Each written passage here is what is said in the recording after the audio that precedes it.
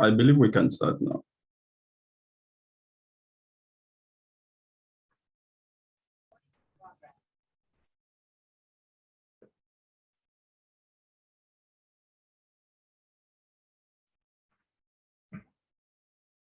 Chairman,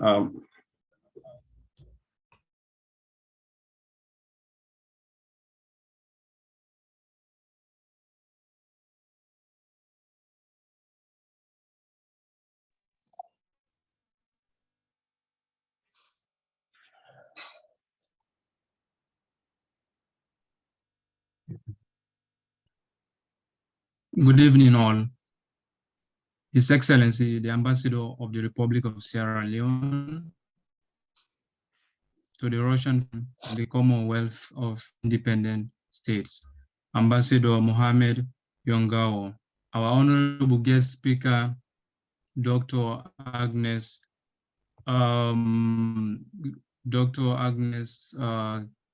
Kirongo, distinguished ladies and gentlemen, I greet you all.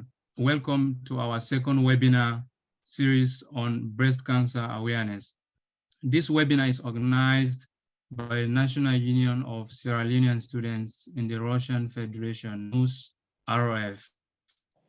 My name is Amadou Diallo. I'm the Secretary General of NUSS, and I'll be your host this evening.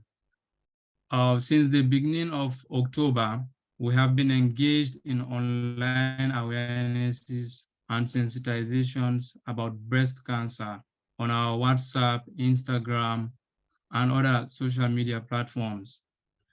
As we all know, breast cancer is one of the leading causes of cancer death amongst women. And as a student body comprising of 80% of medical students, it's incumbent on us to be engaged in such awarenesses. Breast cancer, as I said earlier, is one of the leading causes of death cancer amongst women. One of the risk factors of breast cancer is being a woman and getting older. So our honorable guest speaker will be guiding us through early detection methods, risk factors, and risk reduction strategies. Please be ready to learn and enjoy as the webinar unfolds. Before moving further, I would like us to recognize the presence of the God Almighty. In that light, I would like to invite Mr. Sori Kamara with the Islamic prayer. Assalamu alaikum wa rahmatullahi ta'ala wa barakatuh. We will make short because of the time. Everybody go say Amin. A'udhu billahi minash shaitani rajim. Bismillahir rahmanir rahim. Alhamdulillahi rabbil alamin arrahmanir rahim maliki yaumiddin. Iyyaka na'budu wa iyyaka nasta'in. Ihdina siratal mustaqim. Surah Dina an'amta alaihim ghairil maghdubi alaihim waladdallin. Amin. Bismillahirrahmanirrahim. Rabbana atina fid dunya hasanatan wa fil akhirati hasanatan wa qina adzabannar. Wa qina adzabad dunya wa qina adzabal qiyam. La ilaha illa anta in kuntu minaz zalimin. La ilaha anta in kuntu minaz zalimin. Subhana rabbika rabbil izzati amma yasifun. Wassalatu wassalamu alal mu'minin. Alhamdulillahi rabbil alamin. Amen, amen. Thank you very much for such a wonderful prayer. Next, we invite Ms. Tatu Butu Conte with the Christian prayer. In Jesus' name, our God and our Father, we thank you, God, for yet another day today. Father, it's only by your grace that we're alive, oh God, today. We thank you, God, for giving us another time and opportunity, Father, to meet, oh God. Father, I pray, oh God, that you bless the speakers, oh God, give them abundant knowledge as they're about to impact into our lives. We thank you for everything, for in Jesus' name. Thank you very much. Next on our agenda, we'd like to invite the president of the National Union of Sierra Leonean Students in the Russian Federation, Mr. Al-Hassan Bangura. Thank you so much, Able Secretary General. His Excellency, Ambassador Mohamed Yongawo, our esteemed guest speaker, ladies and gentlemen. Let me begin by thanking my team of executive for joining hands to organize this webinar. We had some struggle, but we were able to pull through. In addition, I will use the opportunity to thank and welcome you all to our second breast cancer awareness webinar.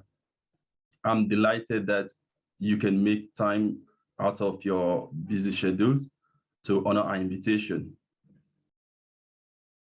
I will especially appreciate the presence of our able ambassador. We know he's got a very busy schedule, but he was able to make it to give us a word or two. Thank you so much, sir, for joining. This initiative of ours, I believe, play an important role, raising awareness, reaching out to stakeholders, and encouraging collaboration. Breast cancer awareness is a movement that aims to increase awareness and reduce the stigma linked to symptoms, diagnosis, and treatment of breast cancer.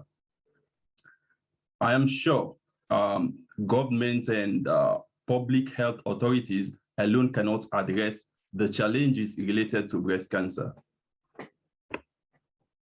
From research and a recent publication made by one of our doctors, who is Dr. Mada Lamin, stated men too are prone to getting breast cancer, as we are all born with a small amount of breast tissues. In this publication, he stated the risk factors and symptoms. Please check out his social media, his social handles, Instagram, etc., at Docswell Body Corner for details. The mortality rate is higher for women in developing countries. And behind this rate are women, which include wives, mothers, daughters, and friends. The Global Breast Cancer Initiative of WHO aims to reduce breast cancer mortality by 2.5% per year and has introduced 3 pillars to help achieve these objectives. And one of them is health promotion for early detection, timely diagnosis, and comprehensive breast cancer management. We at NUSS-RF understand the need for global answers to the global challenges that cancer poses. That is why we have decided to help create awareness and support or promote the pillars set forth by WHO to accelerate the elimination of breast cancer. We must continue to spread awareness of breast cancer during Pink October and after. We must take action now. Together, we all rise. Thank you all for your attention.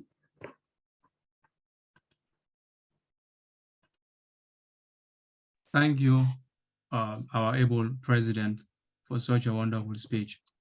So next on the agenda, I would like to invite the ambassador, the Sierra Leone's ambassador to the Russian Federation, who has been very instrumental in pursuing the award of scholarships to deserving Sierra Leonean students to pursue undergraduate and postgraduate courses in the Russian Federation. So help me welcome the ambassador of Sierra Leone to the Russian Federation and Commonwealth independent states, Ambassador Mohamed Yongawo. Welcome, sir. Thank you very much for that introduction. Ladies and gentlemen, distinguished personalities, the student body, good evening to you all, or probably good night or good morning, wherever you may be across the world. Like the previous speaker said, thank you for taking your time, your valuable time, to participate in this webinar.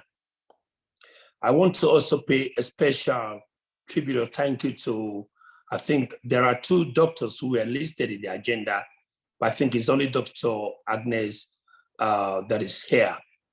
I want to say many thanks to her for taking her time, and I hope that we will all learn from her this evening.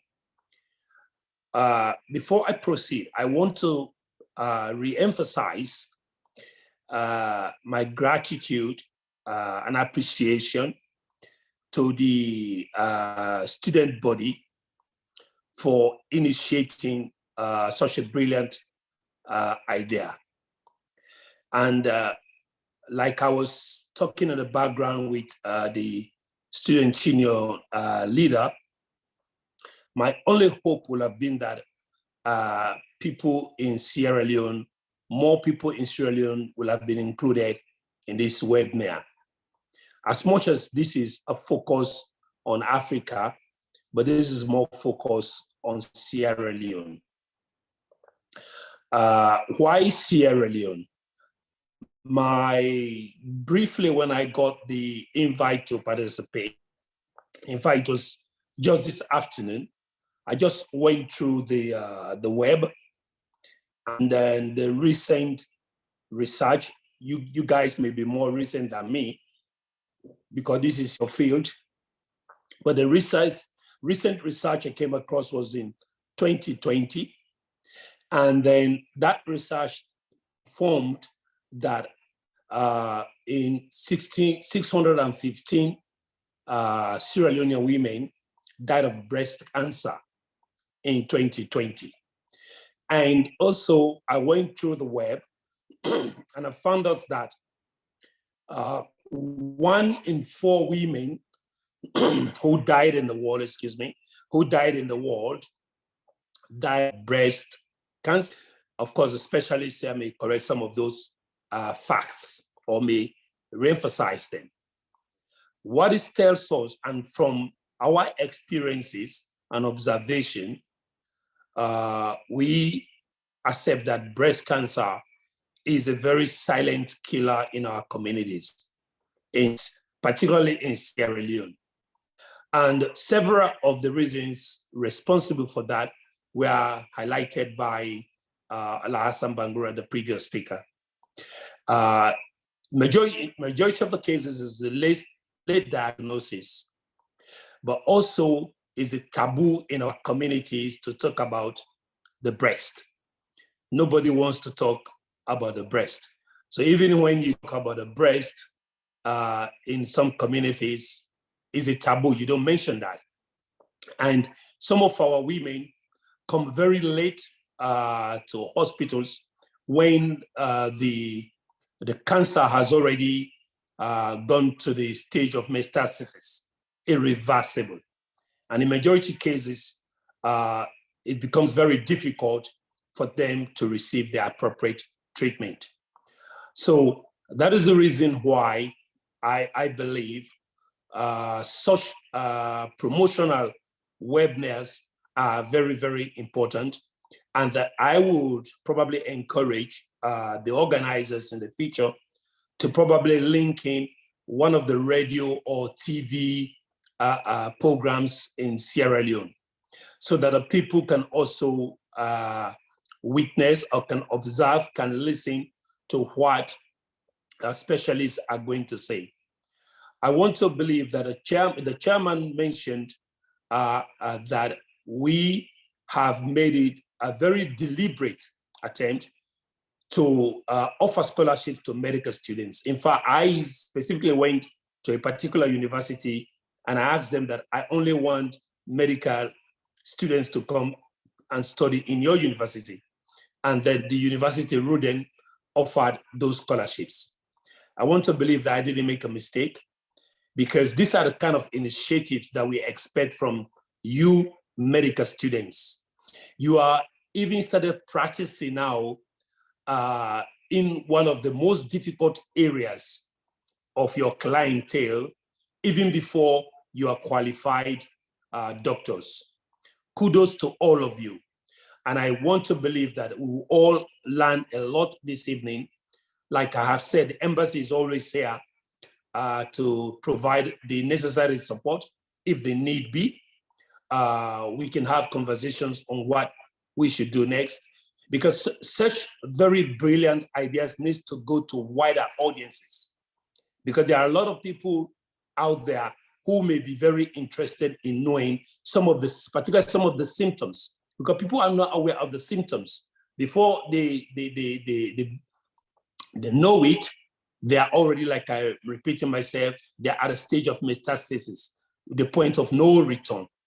So let's, in the future, try to get as wide an audience as possible beyond the academic circle, so that we can get to the people who really need some of this information. Because you probably realize that in most of the urban centers, people may be aware about breast cancer or information regarding breast cancer.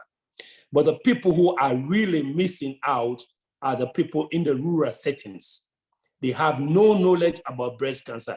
In fact, if you had gone through our local rural settings, you will see when somebody has got some problem with the breast, you will see they put a lot of herbs on the breast, a lot of herbs, green herbs on the breast. And those green herbs actually worsen the situation. They don't actually help. So people need to be around to be informing them, to be encouraging them to go to seek medical help, not putting more trouble on their breast by placing more green herbs. You guys probably recognize when you go to the villages or you will see women having these herbs on their breast. They are actually trying to address breast cancer in majority of the cases, but they don't know what it is. So I welcome everybody again. Let me use the opportunity to welcome everybody to this webinar, and then particularly the specialists who have agreed to educate us. And I hope that we will have a very productive evening, a productive debate, and a productive education that will be in the benefit of everyone, not only women. Thank you very much for having me. Thank you so much, our able ambassador, for such a wonderful speech and sensitization.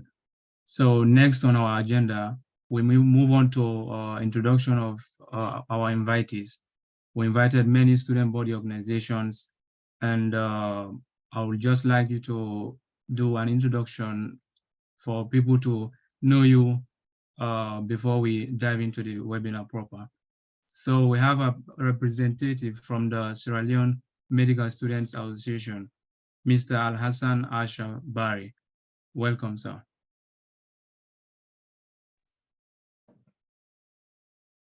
Thank you so much. Greetings to you all. Good afternoon from my end.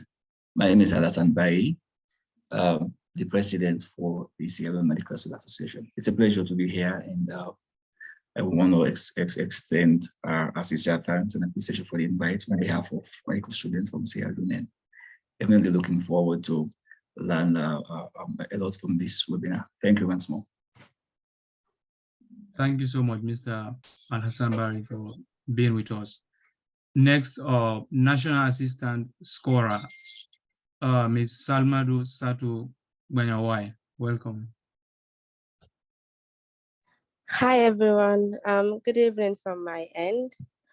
I'm Salmadu Sata Banyawai, and the National Officer for the Standing Committee on Sexual and Reproductive Health and Rights, including HIV and AIDS. It's a pleasure of me being here, and I can't wait to learn from this webinar and use this knowledge to pass it to other people that might need it. Thank you so much. Thank you, man, for being part of us. So we move on to NAPS, Mr. Abubakar Kamara. Welcome, sir. Good evening, everyone. My name is Abubakar Kama, and I'm the IPSF contact person for NUSS-SL. Thank you very much for this invitation, and we are really honored and pleased to grace this occasion with you guys. And these campaigns are really working, so I'm looking forward to learn from our guest and from our honorable speaker. Thank you very much. Thank you and welcome. Next, AMS Sierra Leone. We welcome Mr. Michael Serture.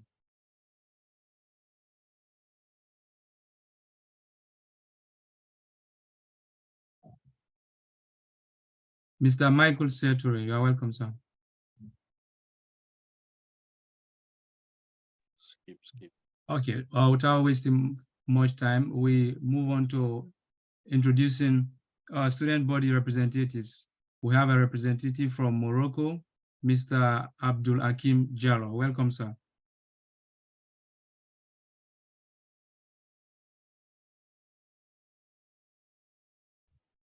I think Mr. Abdul Hakim is not with us at the moment. So we'll move on to Serbia. Masa Fuigbodabo, welcome.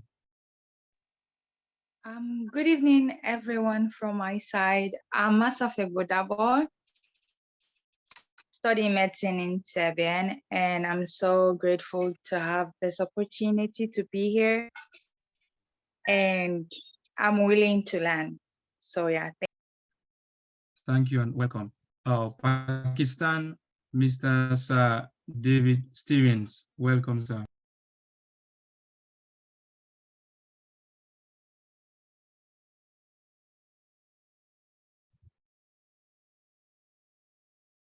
Cuba, Mr. Brian Johnson. Welcome, sir. Well, good evening, everybody. Hello.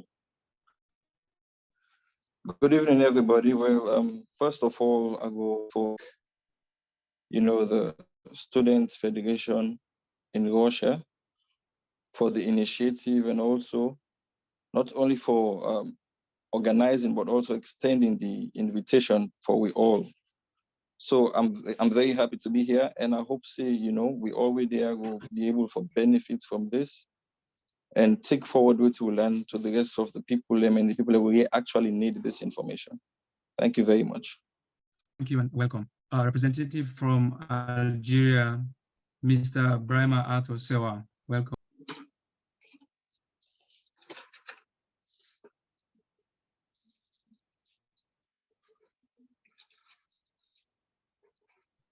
I think Mr. Brahma is not in our midst right now. So I'll move on to the student representative from India, Mr. Umar Sarne.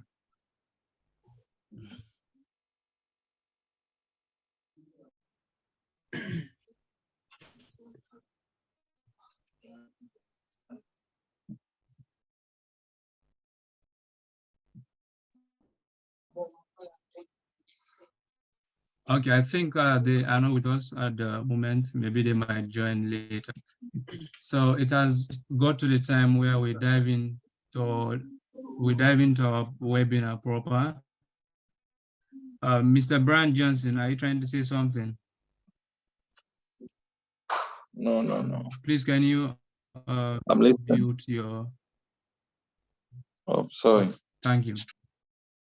So it has got to the point where we dive into the webinar proper. Well, now I've now come to the point where I have to transfer the to the moderator, the person that will be moderating the webinar. So our moderator is a third-year medical student studying at the university, Rudan University, People's Friendship University of Russia, and she's a third-year medical student and also the organizing secretary for NUSS-RF. So help me welcome Ms. Khadija Karim, who will be moderating the program for us. Good evening, ladies and gentlemen. As my colleague has said, Mr. Amadou, I'll be your moderator for this session. And now we go further to introduction of our speaker. So unfortunately, one of our speakers lost her mom this morning and would like to express our deepest condolences to her. And now we have Madam Tabari to do the introduction of our speaker.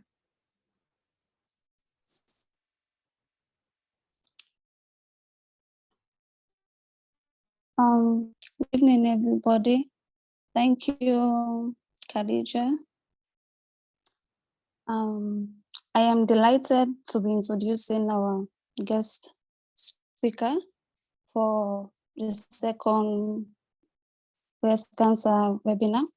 And firstly, as we all know, as heard or read, breast cancer is a cancer developed in the cells of our breast. And apart from the skin cancer, breast cancer is a cancer that is developed. Breast cancer is a cancer that is diagnosed is the most cancer that is diagnosed in women. Breast cancer can occur in men also, but it's far more common in women. Substantial support for breast cancer awareness and research funding has helped create advances in the diagnosis and treatment of cancer.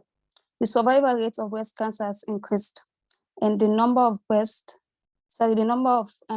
deaths associated with this disease is steadily declining. Well, this is largely due to the factors such as election, a new personalized approach to treatment, and a better understanding of the disease. Our guest speaker, she's resident in obstetrics and gynecology at the University of Nairobi. She graduated with an MB-CHB from Egerton University, Kenya in 2018. After completing a one-year internship, her passion in reproductive health steered her towards labor and gynecology wards, both in private and public hospitals.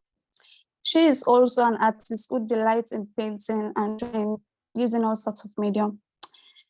With a great honor, please join me welcome our guest speaker, Dr. Agnes Kirongo, as she enlightens us on breast cancer awareness. Thank you. Okay, thank you so much, Madam B, for that great introduction. So before we start the session, please be informed that all questions must be sent to the chat box on here. And now we hand over to you, Dr. Kirongo, for an educative session. Thank you. Good evening, everyone. Yes, Mr. Ambassador, members of the student body who are present here. And yes, my colleagues are soon to be doctors. So yes, my colleagues, good evening. I'm honored to be here this evening. It's under quite sad circumstances, unfortunately, for my friend Virginia, who would have loved to be here. In fact, she even made a presentation for this session, but unfortunately, she lost her father, as you've been informed. So now I'd like to dive right into the presentation. So today I'll present what she had prepared, and then I'll just go through a few of the photos which I had also prepared, because I didn't know she had managed to prepare a slide. So yes, I'd also like it to be a bit interactive. So right before I go into the presentation, I'd like to know roughly at what stage of our undergraduate study we are in. I'd like to know, do we have first years, second years, third years? What is the scope? Have we started our clinical rotations or not? Yes, just feel free and unmute. Or the moderator can help. Yeah. Yeah, I believe we have from first to final year, and even like clinical students already, because we have doctors around. Yeah, All right, wonderful. So I'll just share the screen. My video will be off, but yes, if I'm going too fast, or if you feel like we have a bit of a language, just feel free and comment in the chat box.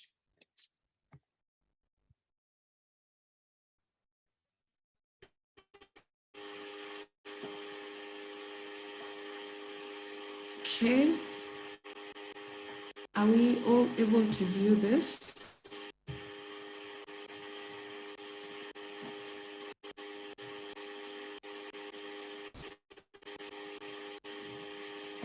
It's okay. Can we see my slides? Not yet.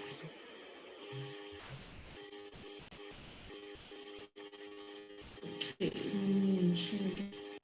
seems like I may need some help from your end. Sorry, I had shared it with Hassan, so perhaps he can just share. I'm having a difficulty projecting my end.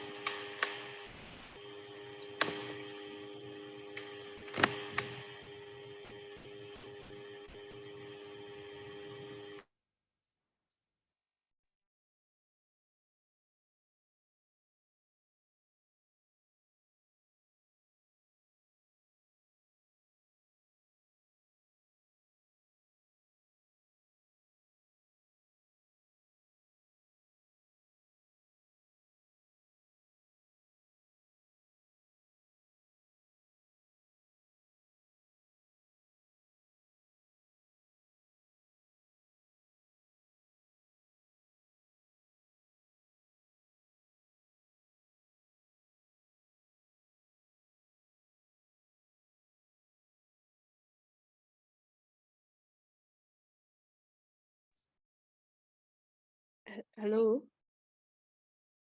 Hi, can you hear me? Yes, ma'am, we can hear you. Yes, I'm really sorry. So Al Hassan, just and the organizers, just go ahead, feel free and project. You guys already have the presentation, so just go ahead and present and project for me. I'm doing it now.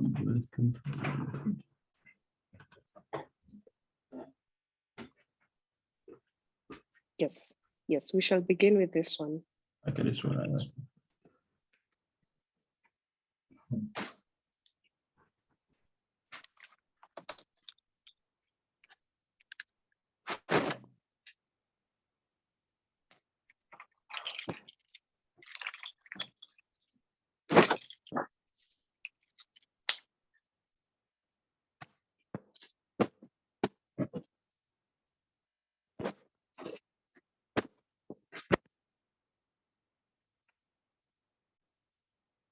All right, may I begin?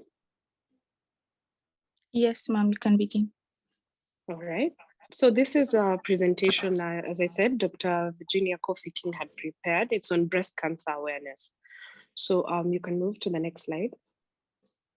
Yeah. So the outline will be, we'll just introduce, give a background of what breast cancer is all about, the statistics, and see what the burden is like, and then discuss, go into the meat of what breast cancer is, the risk factors involved, treatment, diagnosis, screening, and awareness, basically. Yes. All right, next. So this is data which, to give a background, this is data from the WHO fact index. So it says that 85% of breast cancers are known to arise from the epithelium of the duct. This is anatomy, yes, and 15% arise from the lobules in the glandular tissue of the breast. So when it is confined to the duct or the lobule, at that point we call it an in situ stage. So you'll say either ductal carcinoma in situ or lobular carcinoma in situ. Then after that, over time, it may progress to invade the surrounding breast tissue, in which case it has become invasive. Then it can go to the lymph nodes, which is now considered to be regional metastasis, or other organs of the body, which is distant metastasis. So treatment is highly effective if it is detected earlier, but death is usually due to widespread and distant metastasis. Right, next. So about the burden, basically, this is now from WHO, says globally 2.3 million women were diagnosed with breast cancer. And this is as far in 2020, basically, were diagnosed with breast cancer and 685,000 died. I heard your ambassador mention these statistics. So yes, they are available. And you see 2.3 million is quite a number, really. Even in the developing world, of which we come from, 2.3 million is really significant of a proportion of our population. So it is the most prevalent cancer in the world as of now, from 2020, that is. And by the end of that year, there were 7.8 million women in the world who were diagnosed with it over 5 years. That is from 2015 to 2020. So it occurs in every country of the world at any age, usually after puberty. That is usually after the completion of the terminal stage of development. So next.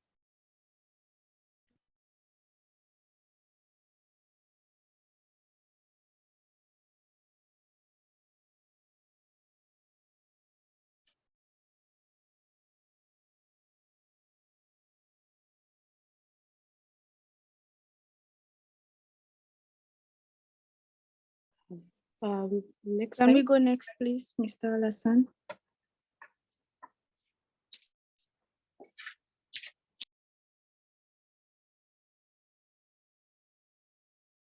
Okay, it seems to be stuck as well.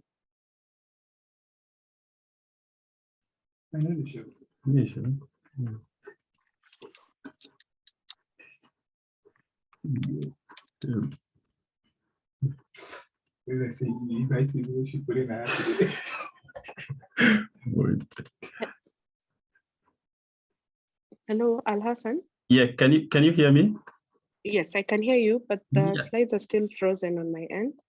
Really, like, I've been next. Wait, I don't know what's going on.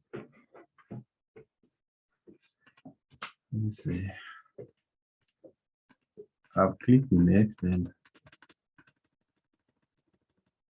I'm showing next from my end. I don't know why.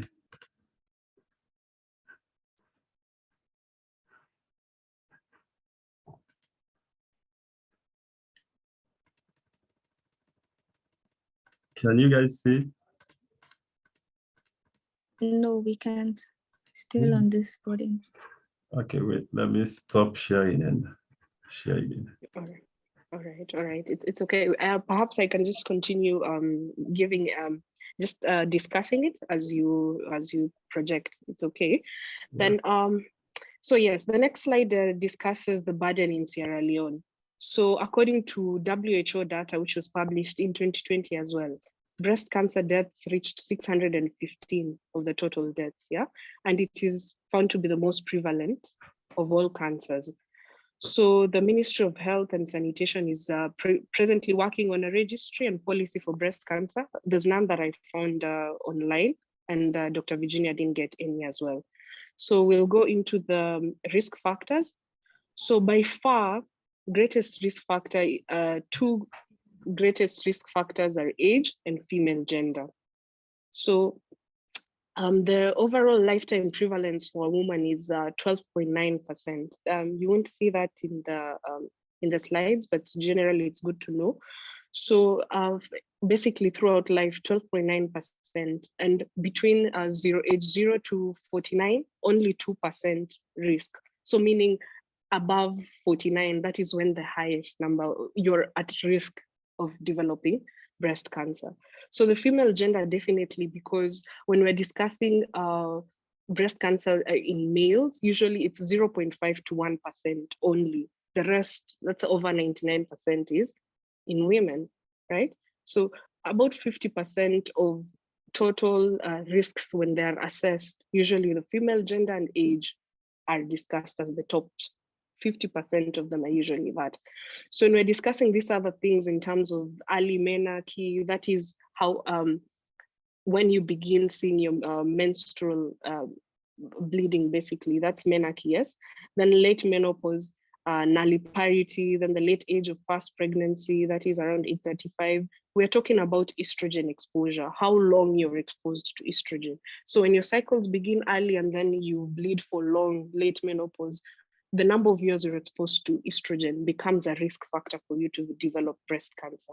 Yeah, when you don't breastfeed, or you're a nulliparous woman, or with infertility, basically, that lead you to not breastfeeding, because breastfeeding on its own is protective. Yeah, so women who don't breastfeed or are exposed to other estrogens, such as in postmenopausal women on estrogen replacement therapy, or even combined contraceptives. Yeah, all this exposure to estrogen is what causes the increased risk of developing breast cancer.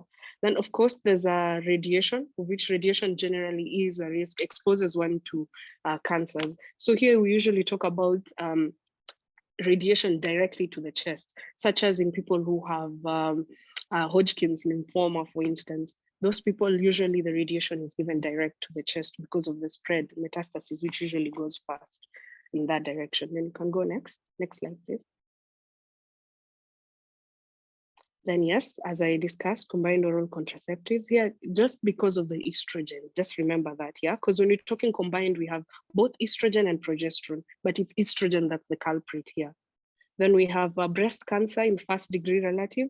Yeah, this is because we're usually there are genes that are shared, such as in the BRCA gene, which is renowned right now because of Angelina Jolie, who you may have read about, a famous Hollywood actress who found out that she had the BRCA gene, and it had killed her grandmother, and her mother had the gene, and also developed cancer. So she underwent a protective mastectomy. So when these genes are known, such as BRCA1 and BRCA2, people tend to, prevent themselves from getting, because the lifetime risks goes higher than in the general population. Then a previous breast cancer in one breast predisposes you to breast cancer in the other one. Then, of course, there are estrogen-related tumors, especially in the ovary, colon, and endometrium, in which case having one tumor would predispose you to getting breast cancer as well. Then obesity. Here, when looking at obesity, usually we're talking about, especially in postmenopausal women. This is because we know from, especially the students who've already started the clinical areas, you understand that from adipose tissues, you're able to aromatize and form estrogen. So the more adipose tissue, that is, the bigger you are, more obesity, you end up being at more risks of developing breast cancer. Then the last one written there is increased age, that is age above 40 years. Yeah. Right, so you can go to next, yes. So now we are discussing signs and symptoms. So I'd like you to underline painless there in the first point, a painless breast lump or thickening. Usually when women come to you, they are usually stressed because they are having a lot of pain in the breast. Not to say that pain, that is mastalgia, is a bad thing. Mastalgia is actually more or less a good indicator, because even when we were in school, we used to be told, when you see a woman in pain, breast pain, usually first thing you think about is infection. Rule out infection. If there is no infection, that is, it is not red, it is not warm. The signs, you remember the ruber color dollar tumor, the signs of inflammation. If they're not there, then the next thing you think about is it cyclical? Does she get, because there's engorgement that is normal during your cycles? Is it that the woman has that? Is she experiencing that? Then you see, when discussing pain seems a good thing, because if it's inflammation because of infection, you take care of the infection, it goes. If it's cyclical, you give painkillers, it goes. But now when it comes to something painless, a painless breast lump, always be suspicious, right? So this is the information you want to give the women who are out there.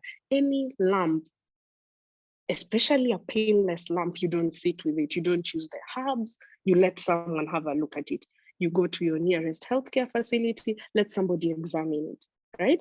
So are there any changes in size and shape? So would you be able to tell if there are changes if you're not seeing or examining it from time to time? So women need to be taught to be more confident in their own health, to be able to review, to see, to do their own breast examination and see if there are changes in size, shape, appearance, if there's any changes in the skin.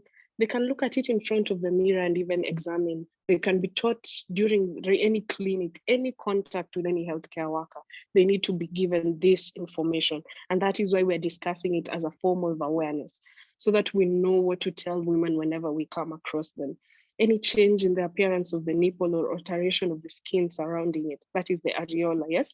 Or any abnormal nipple discharge. Because remember, nipple discharge that is normal here is breast milk only.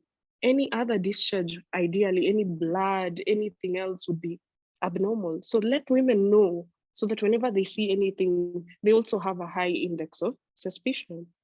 Right, next. So yes, this is just an image. I'll also put images in the next slide, but this is just showing what a lump could be, what skin dimpling looks like, changes in the areola, yes, and any nipple discharge, which could be clear or any blood. Yeah, next slide. So on to screening and diagnosis. So why do we screen? Yeah, and who do we screen? That is the question. So usually screening is very different from diagnosis. Screening is where you just check everybody to see who could have it. So it's not very definitive, yeah? Well, diagnosis is when you say this for sure is this, and it's not that. You're giving it a name.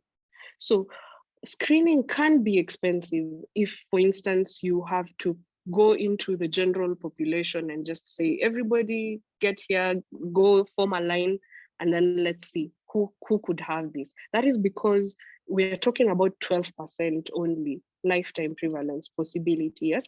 We're saying maybe 1 in 8 could have it, because we don't have any information to show how many people have it out there. So it could be expensive. That is screening. Whereas diagnosis would be, you have a painless lump, we look at the lump, we do some imaging, we do something else, and then we say, okay, this is it, it's not this. You understand? It's a fibroadenoma, it's not a malignancy. So that is a diagnosis. So what we do is we can't line everybody else, every female, and line them up and say, let's do ultrasound and let's do mammography for everybody. So what we do is, as we said, you remember I mentioned that the risk of breast cancer in people aged between 0 to 49 is just 2%. Whereas from 49, the risk goes up. So usually we screen, it's recommended from age 40. That is when we screen women for breast cancer. So it changes in Europe. You'll notice that according to data there, screening begins from age 45, which is okay. From 0 to 40, from 40 to 49, any age in between there is still ideal, because that's when the peak goes up in terms of risk, right? Next slide. Right, so what screening modalities are there? So we have 3 different ways in which we screen. So we can do a breast self-examination in which the woman does that herself. So the woman needs to know how to do it, otherwise will she know? So knowledge is usually the gap here. We need to educate women. We need to provide information that is easy to understand by everybody, and we need to also understand it ourselves in order to be able to disseminate. So clinical breast examination, that is done by usually a physician or even a midwife. Any trained healthcare worker can do that. So just we follow the tenets of usual clinical examination, that is inspection, palpation, that way, yeah? Then how often do we do this screening, basically examination modalities? So if in addition to this, we will discuss in the next slide, basically.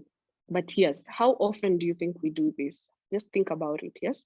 So we have also other imaging. We have 3 ways. So one is the examination. that is usually clinical, either by the patient, that is self, or by the clinician. Then we have imaging. Imaging can be done using even just a simple ultrasound scan. This is especially important in women who have dense breast tissue. So women who usually are under 35 or under 40, depending on genes, yes. Then much later when the breasts have now sagged now, that because imaging by mammography is usually a bit uncomfortable. So you need the tissue to be less dense and more pendulous so that you're able to, because it's literally, think of a photocopy machine, basically. That's the easiest way I can describe it.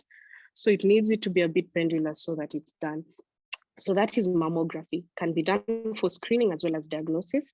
And then we have MRI. With the advent of MRI nowadays, it can be done even for, in specific instances, also for staging, as well as checking the axillary tail, it can be done. But yes, those imaging are available and recommended. Then we have the third tenet, which is now biopsy.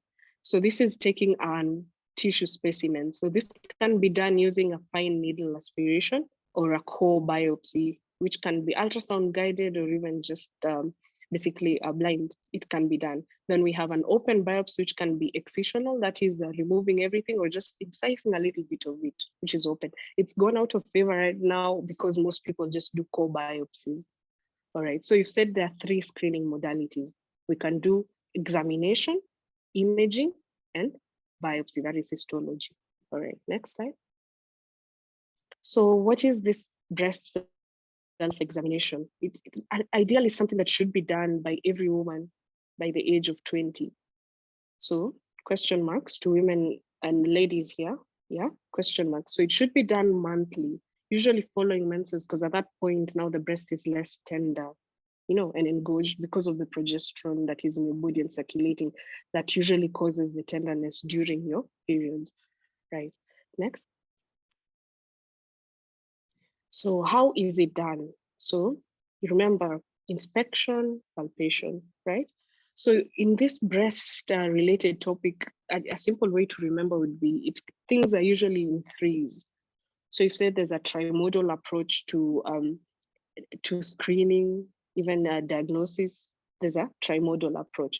So even when examining it, yeah, you need to be first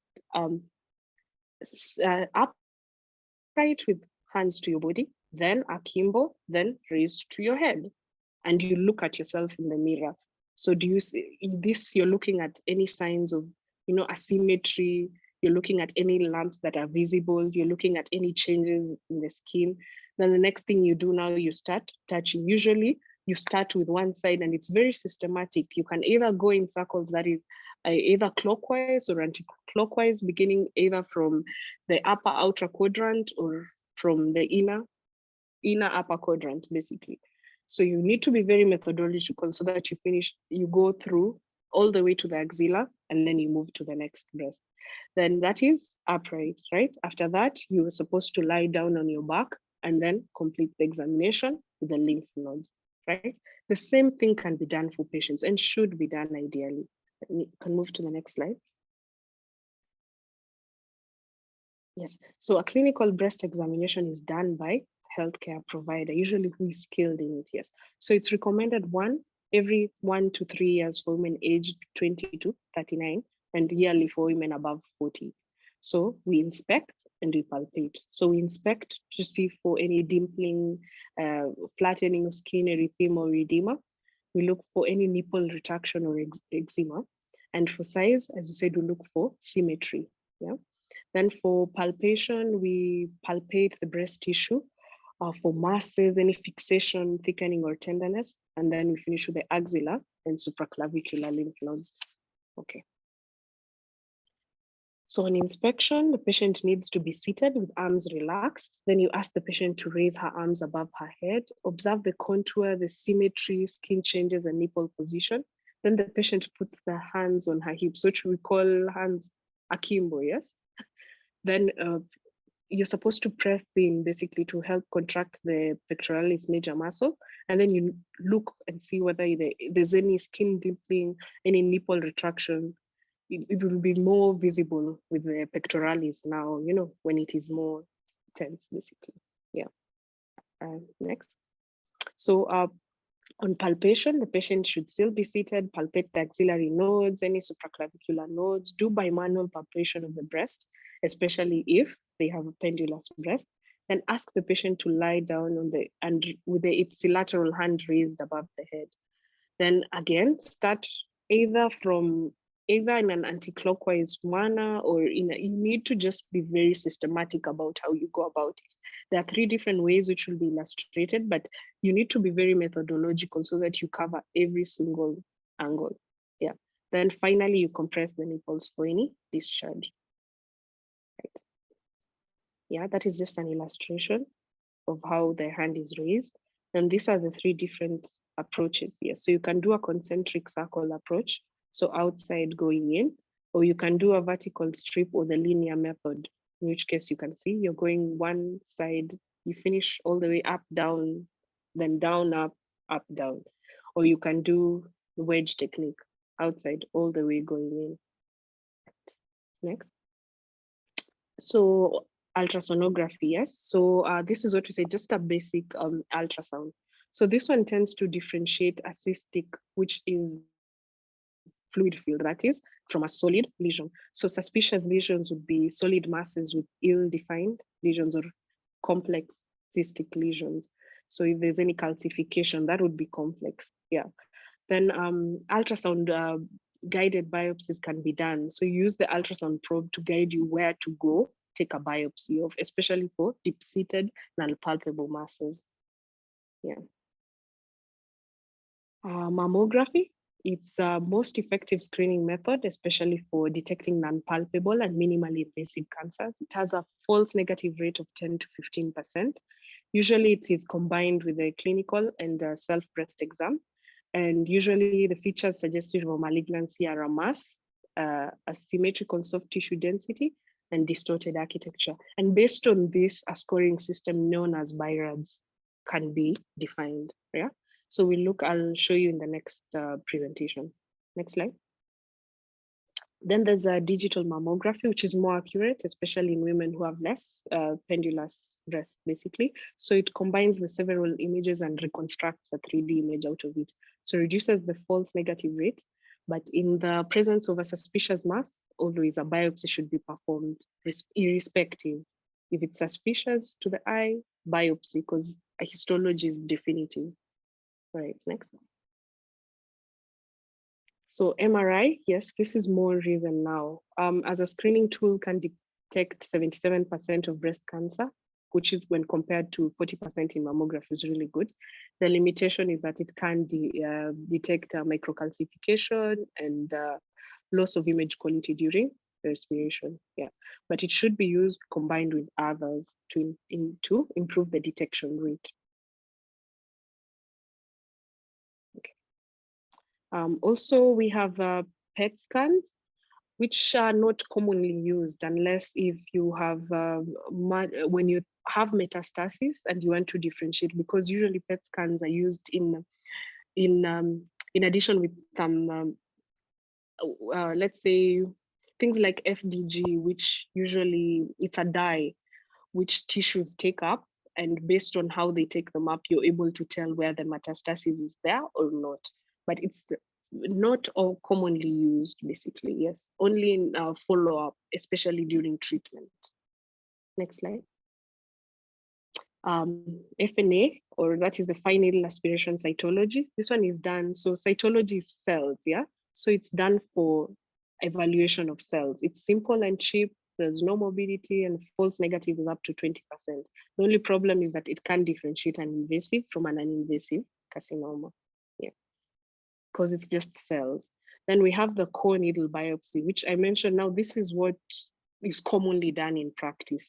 So this is done for histology. Remember, FNA is for cytology, which is cells. Histology is tissue.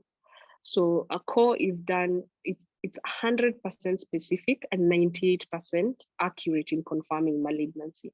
So it's done using local anesthesia, and then either you can just touch to feel whether you can feel the lump. If you can't, then you can use an ultrasound to guide you. Then it's done using a larger gauge needle than FNA, yes, and helps with staging as well. Then we have open biopsy. This is done if, for instance, whatever you did, either the core or the FNA was inconclusive. So you can go and just remove a little bit of it, an incisional biopsy, or you can remove all of it, an excisional biopsy. So the rule of thumb is always use the least invasive that can give you enough specimen to diagnose. So the only time you do an open is if it's inconclusive. Otherwise, you go for the core or the FNA. All right, next. So what is this triple test? So triple test is what we actually do in clinical practice. It's where you use all three of them. So you do your clinical breast examination, and then you do either your ultrasound or mammography, and then you take a biopsy, usually a core. So the risk of cancer is as low as less than 1% when all components are benign. But if all three are suggestive of malignancy, usually the risk is 99%. And excision must be done if one suggests malignancy, regardless of the results of the other two. Okay, yeah. Okay, next. So this you can even find online, but I just needed to you guys to see the staging of breast cancer. Usually the commonest use is the TNM staging, where you look at the tumor, the N is for the node and M is for the metastasis. So when you're looking at the tumor, remember we mentioned there's in situ, that means it's not yet gone outside the usual normal limits, basically. So at that point, it's not yet invasive. So that's TIS, that is the tumor is carcinoma in situ. Then T1, usually less than 2 centimeters, or T2, that is more than 2 to 5, and then anything more than 5 is 3.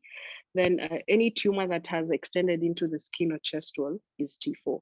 You can look this up when you get time, because based on this TNM staging, you now define, and you hear people saying the tumor is stage 1 or stage 2 or stage 3.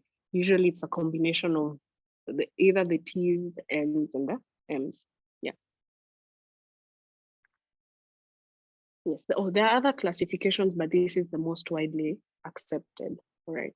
Then on treatment now, we have very many different treatment modalities, because usually it depends on the clinical stage of diagnosis, depends on the histologic type. Remember we said it could be ductal, it could also be lobular. Then in addition to this, we tend to do also things like estrogen. We assay the tissue for estrogen or progesterone receptor status, HER2 status. And based on all those findings, we tend to define the treatment based on whatever we got. So treatment can be through surgery, especially if it's early and operable. Surgery can be done. It can also be through radiotherapy, which can be done either before treatment or definitively. Chemotherapy, the same. Chemotherapy can be done before, like it's known as neoadjuvant, or after surgery, or after whatever definitive treatment it was, that is adjuvant, or it can even be done if it is too advanced, just to palliate, which means to make the life of the patient more bearable. So to reduce pain or to reduce bleeding if there's bleeding. So chemotherapy, radiotherapy can be done for any of those 3 that I've mentioned. Then we also have hormonal therapy, which is more of the newer techniques we are using nowadays. We're moving to where we're looking at a person's individual immune response and targeted therapy to that. Yes. Then we have a multidisciplinary where we have, yes, usually the breast, when discussing the breast, it's not only us gynecologists who are on board. You'll notice even when you're discussing or you're being taught breast diseases, you'll be taught by the surgeons, you'll be taught by the obstetricians. So it's multidisciplinary. A breast surgeon will usually be on board. You'll find a radiologist who will do the imaging, or an oncologist or a radio-oncologist. You'll find a pathologist now who will analyze the histology specimen or the cytology. You'll have the oncologist who will define the cancer treatment protocol, either by chemotherapy or radiotherapy, and the radiation oncologist who will handle the radiotherapy. Yeah. Okay, so surgery. Regarding surgery now, we have different ways, different modalities. I'm sure you've been taught this already, but we'll just go through the definitions. So mastectomy is removal of the whole breast.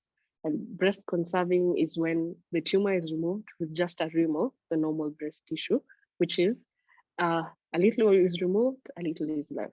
Yeah. Then we have lymph node dissection, also medically lymphadenectomy. So we look into each of them. So breast conserving surgery, from removal of a lump, which is lumpectomy, a wide local excision, which you're excising the tumor and the area around it, certain margins, which is now a wide local excision, or just a quadrant where the tumor is, a quadrantectomy. Then a negative margin must be there. So meaning you have to send the specimen for histology and it has to come back and tell you it was negative, meaning you removed everything, you didn't leave any of the tumor there. Then it must be followed by radiation therapy.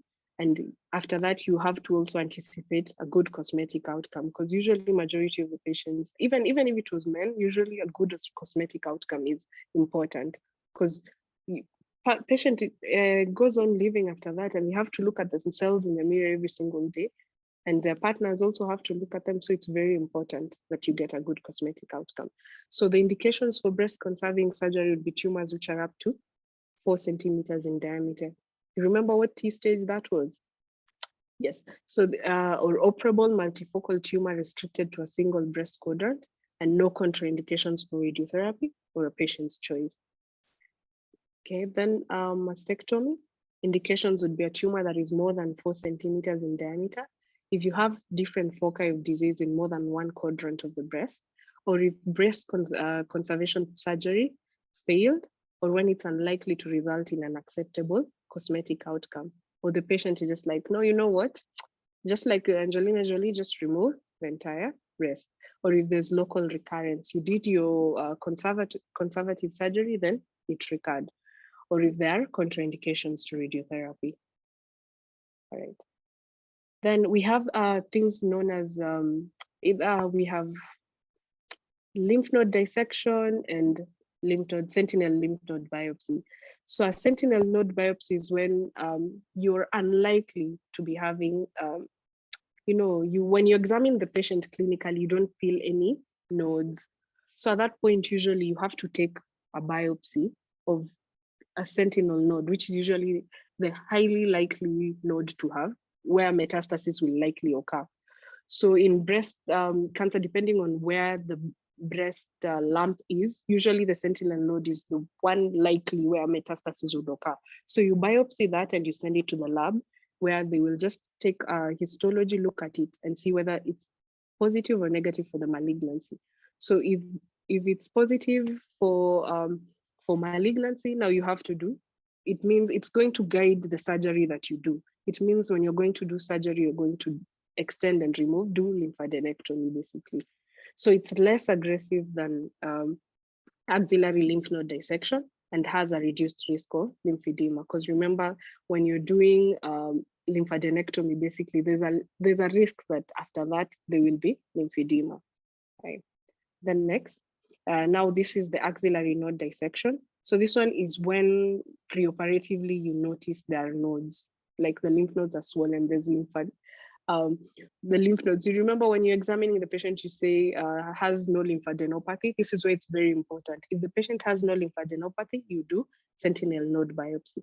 But if the patient has lymphadenopathy, especially axillary, because axillary are usually the sentinel nodes in breast cancer, then you have to do the lymph node dissection. Okay, next.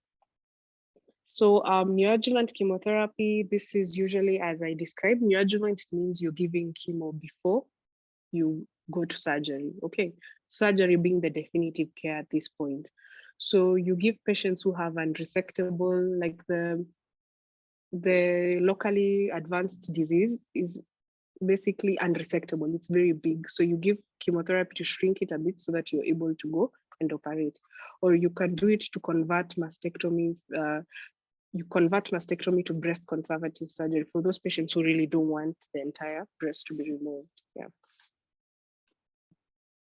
Then adjuvant is where you do after. So you can do after surgery, you can do radiotherapy, you can do endocrine therapy, which you said depends on the receptor status.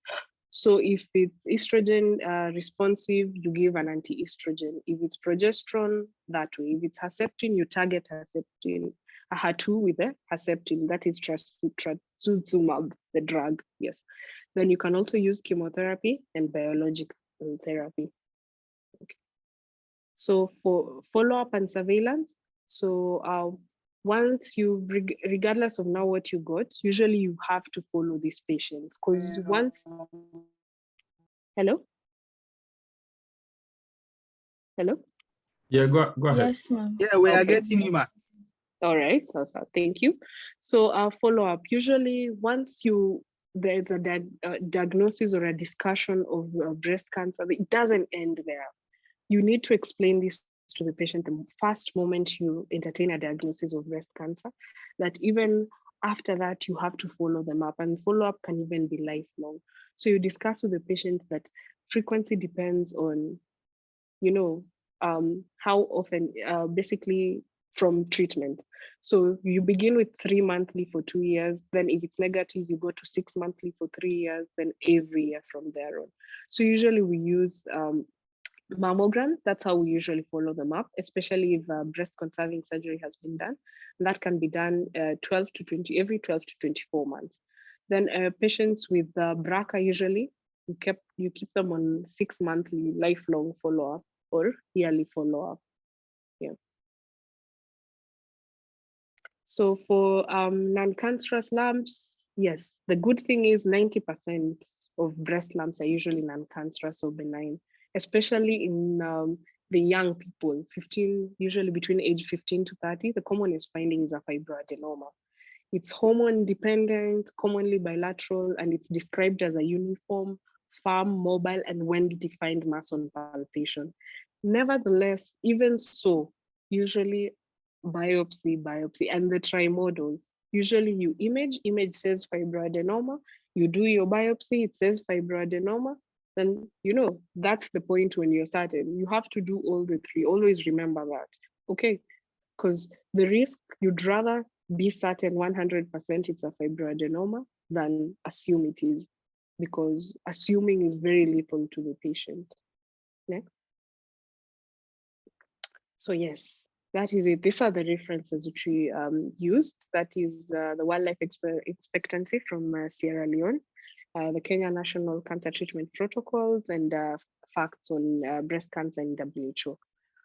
So yes, let me see if I can answer a few questions as we switch to the next slide, the next presentation. I just have images I'd like you guys to look at, okay, to make the understanding a bit easier. Okay, so moderator, Yes, how do you go about this? How do you go about this? So we have a few questions from the chat box. I'll read them out. We have one from, we have a question from Jude Ba, who is studying medicine at Leoen University, and he's saying, "Thank you so much, Dr. Agnes, for such an educative lecture on breast cancer. Various news outlets on social media uses this statement, suck a breast and reduce the risk of breast cancer. Is this statement accurate? If yes, what is the mechanism behind it?" Right, suck a breast and reduce the risk. All right.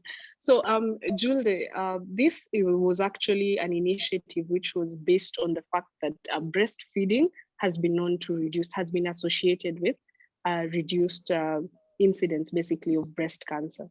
So it's not really necessarily like the partner sucking it, but generally encouraging more women to breastfeed their children, you get, because aside from of course the benefits of breast milk and breastfeeding in terms of bonding, it is also known to reduce breast cancer. So that is the mechanism behind it. But now, of course, it was twisted in a more perverse, I think that's what you mean, but generally, yes, breastfeeding has been shown to be associated with reduced risks, yes, of breast cancer. Yes, and that is just basically from research. You look at women who've not breastfed, and you look at women who've breastfed, and you see which group is getting more breast cancer than the other. Okay, yeah. Okay, I thank hope you I've so much, answered it. ma'am. Mhm. I think you can continue. I'll read the other questions later. Okay, right. All right. So I want you to scroll a bit to the next slide.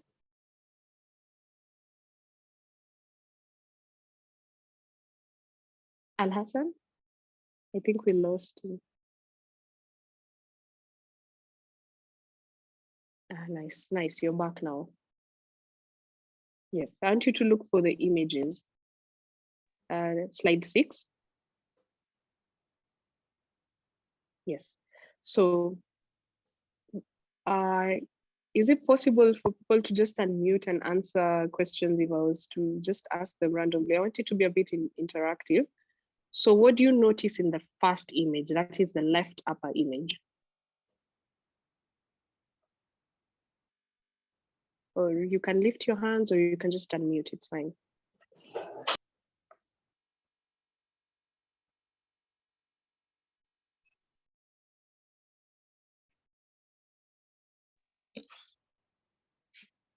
Yes, Brad? I think in the first image, you can see that the skin is hard, hardened skin. Okay, okay. So now, thank you for your response, Brian. Yes. So how about something more obvious? Because hardness, you can't really see hardness. Something Well, more. Yes, yes. Yes, the orange skin. It looks like the skin of an orange. Yes. What do we call it in medicine? Well, it depends on the language. Some say piel de naranja in Spanish. Yeah. Some say Yeah. piel d'orange, I think for Yes, French. Yes, which is the most widely used terminology, yes? Okay. Yes, so usually a sign of lymphedema, basically, right? Yes, so thank you very much. So yes, that is the first one. What about the second one? Let's just move to the right like this. What do you guys see? You can even zoom it so that a few people can see it a bit more. What about the second one? Remember, we are telling people to inspect these things. We're going to palpate them. So even on inspecting, you ought to, to have seen them or know what this is all about. Otherwise, when giving information, what information do you give? Right. Anybody, just describe it in your own words. Well, the second image, you see like a nodule, like, from the skin, very red, with the surrounding area very red and look, well, reddish. Yes. All right. Yeah. Thank you, Brian. So yes, this is what we call an eczema-like appearance. Yes. Okay. Yes. So when you look it up, have you guys come across something called Paget's disease of the nipple? Because this is the appearance. It looks like an eczematous sort of reaction. So it's dry and scaly. Sometimes even the nipple can have a discharge, right? So that is it. Then how about on the lower side, on the left lower photo? Yes, On the doctor, left it lower looks photo, like a lump. Sorry, like a lump? Yeah. All right, yes, yeah, that's correct. the breast, like the morphology of it gets a funny shape around the nipple. Yes. So it is retracted. It's gone in. It's inverted, right? Or retracted. Yeah. Yes. So that's not normal. Yes. So it's good to appreciate things that are not normal so that you can give them names and you're able to describe them. All right. And the last one. How about the last one? In your own words, what do you guys see? The last one, you see like skin lesions on the breast. And you can hardly, you can hardly you hardly appreciate the shape, the morphology of the breast, the skin, the nipple is hardly seen. It looked like this possibly like this patient had a previous surgery or so, but I can't see clearly. Okay, so you can see some discoloration, especially on the lower side, But I'd like you guys to also note there's some ulceration, a bit tiny, but there's ulceration somewhere there. You can see it, right? So yes, I just wanted to give some illustrations of the things which things which are not normal, because you ought to have seen them before, so that even when you're describing it to patients, you know what you're describing. Even if you're describing it to people who are not medics, you can put this into your own words, right? Okay, we can move to the next slide.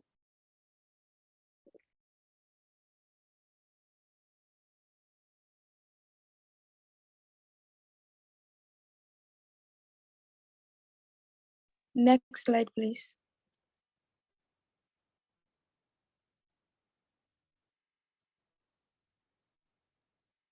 I really apologize for this. Yes. We are back. Okay.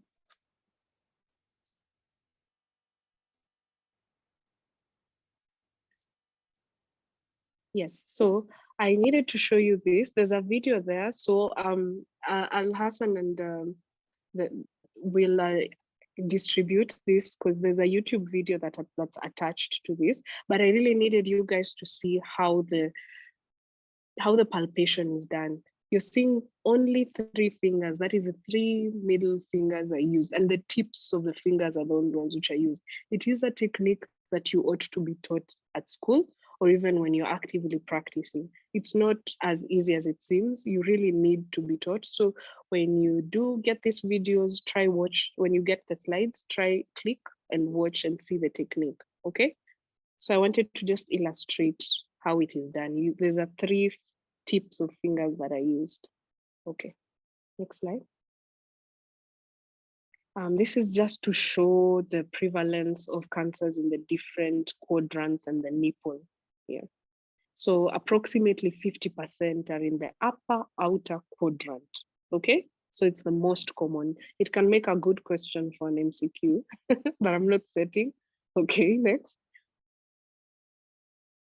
Yes, I attached BIRAD score as well. I mentioned it. I said, usually when using mammography and even the ultrasound, the risk of cancer has been defined using a score known as BIRADS. I'm sure you've been taught in school. Yes, so it's fine. It's good to know about the BIRAD score, what it means. Like if it's BIRADS 1, what does it mean? BIRADS 2 is benign, BIRAD 3 probably benign. What do you do when it's probably benign? It would be good to know, but might not be tested for you in undergraduate, but it would be good to know about the BIRADS. Know that it exists, and it's good for treatment purposes. Yeah, remember the 3-fold screening and diagnosis? Yes. Okay, next.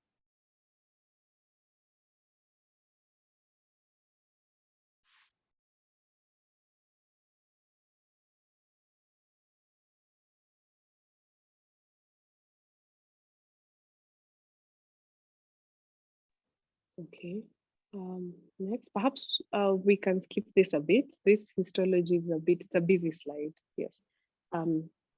Next, next, you just go have a look at these slides. Okay, next. Yes. So especially for 6th years, you might be required to know the different types of mastectomies, what it involves. That is, if it's simple, what is removed and what is left. If it's a Halsted's radical mastectomy, what does it involve? So I just added these notes as an adjunct so that when you're even studying it during for exams and cuts, it can give you a bit of more information than our discussion. All right. Next.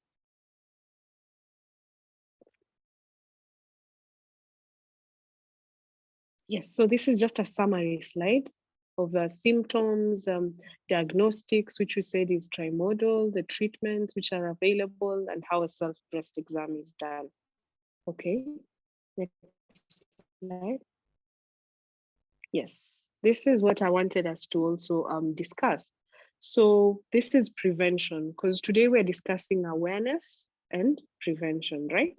So I want to start with a rider that in as much as we're discussing prevention, remember I mentioned that the risk factors, the most common risk factors are just female gender and age. So all these things that I've listed down here, we'll go through them one by one, but if you were to do all of them, unfortunately, you only reduce the risk by around 30%. But 30% when we're dealing with cancer is still counts, right?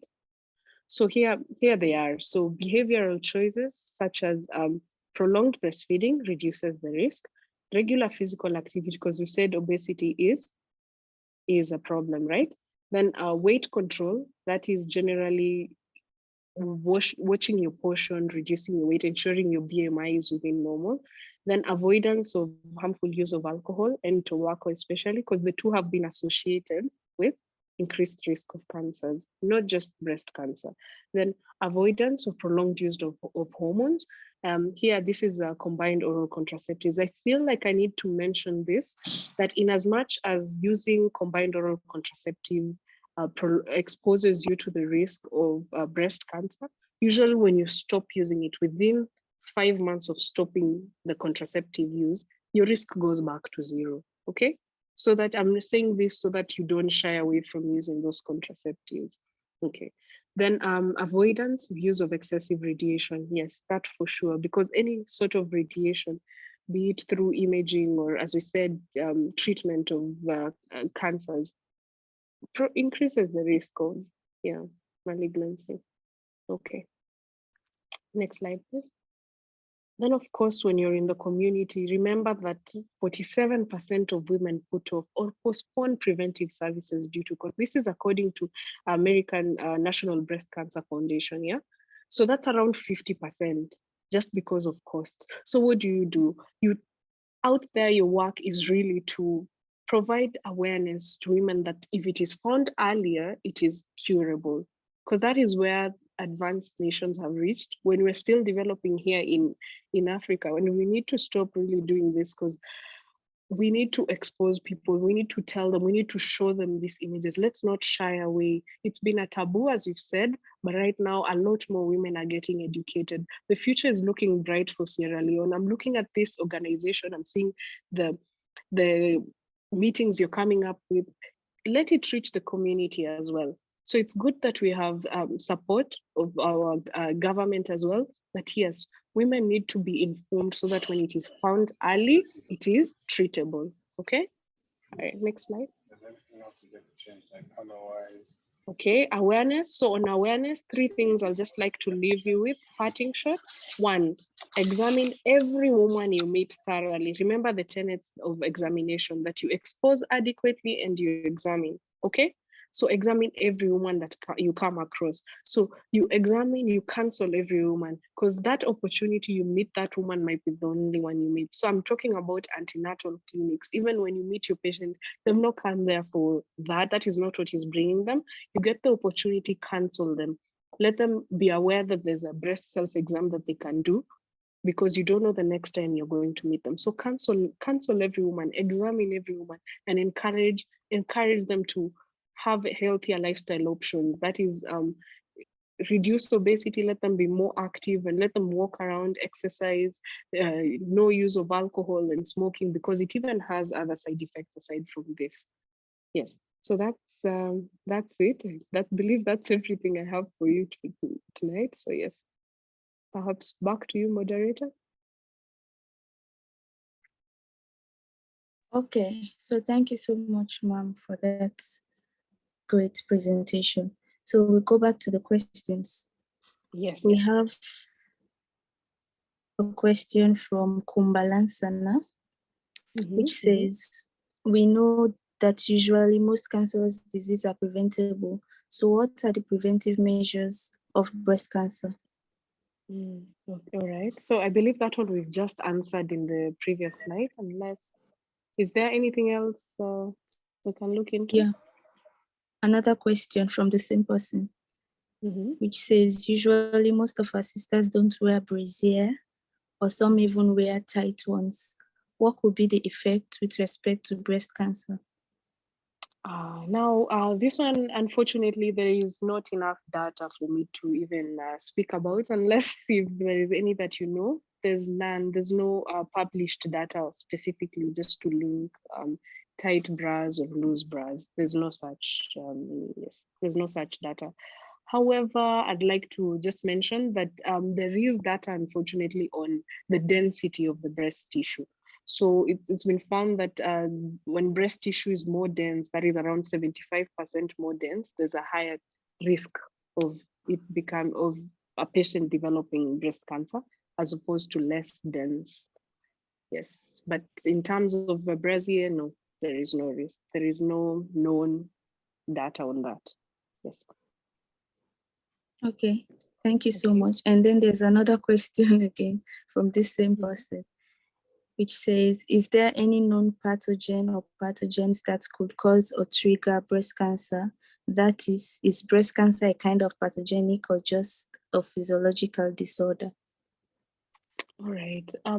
So now, when talking about pathogen, no, I know you mean it in the sense that cervical cancer, we have HPV, but no, in breast cancer, we don't. But we do know that it's associated, it's related with certain gene types, such as the BRCA. We've also read of its association with other syndromes, such as Li-Fraumeni or Cowden syndrome, where there are disorders in genetic, like the P10, okay, you don't need to know this, but generally there's genetic aspect to it. So a bit of genetics, a bit of environment, but no, there is no specific pathogen. Yes. Okay, thank you so much. And the next question is from Mr. Favor. Sorry. And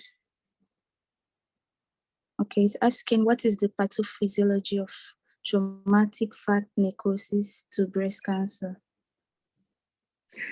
That's a good question. Now,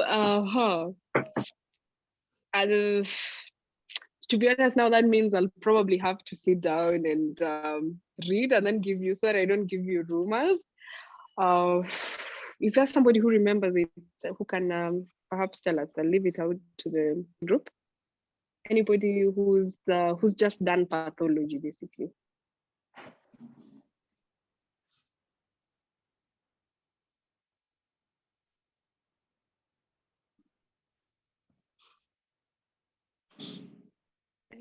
People are shy here, eh? They don't want to say anything. Nazif. I just want to say no one. Really? Okay. All right. I'll go read on it and then I'll text you guys through Al Hassan. Is that okay? I'll answer. I'll give feedback. Okay. I don't want to lie. Yes. Okay. Okay. So another question from David Ature from Modern University. If breast cancer is not treated early, can it spread to other areas of the body? Yes, it can. Unfortunately, it can. Yes, and that is when we say invasive cancer has metastasized. Yes, it does. Thank you. And there's a question from Abubakar Kamanda Bunge. Can breast cancer come returned after treatment? Yes, Abubakar, it can. You can treat up. That's why there's a role of follow-up, because when we talk about cancers, usually it's not what we can see only, because sometimes it may have spread through blood and it's microscopic. So usually that's why even after treatment, we even follow up giving chemotherapy, which is given intravenous, or even radiotherapy. And then after that, we follow patients up to see whether it has recurred, because usually it goes beyond what you can see. Okay, so it can happen, yes. Unfortunately, it can recur. Okay. There's a question from Akim, which says, what are the factors that affect the prognosis of breast cancer? Okay, so of course, just like any other cancer, usually the stage at which it is diagnosed, if it is more advanced, if the mass is bigger and it has gone all the way into the lymph nodes, or it has gone into the tissue of a line, the pectoralis muscle over there, the prognosis will be worse when you compare to, say, a very tiny bump that is less than 1 centimeter, right? So the stage is one of them. Then there are other factors. For instance, we usually do immunohistochemistry on the tissue specimen which you removed after the core. So the things we look at there are, does it respond to estrogen? Does it have estrogen receptor or progesterone receptor? And then we also look at HER2 status. So if it responds to estrogen, progesterone, and HER2, then it has a better prognosis as opposed to what we call the basal type, which has doesn't have any of the three. Then we also look at another index such as a Chi67. We look at the parts. If it's less, we know it's probably more severe. Basically, the prognosis is not as good. So yes, there are markers which we usually look at. And then we also use them to follow the patients up. Yes. Thank you. And there's a question from Cherno Amidu1. And he said, thank you very much, Doc, for this brilliant presentation. I really enjoyed the presentation. However, with respect to the questions that Jules Deba asked, is the prolactin hormone responsible for this mechanism in breastfeeding or sucking? And also, there's this hypothesis, which I have been hearing. During sex, sucking of the breast by the other gender helps to reduce breast cancer. If yes, can you explain the mechanism behind that? All right. So this is Cheno Amidu. Okay.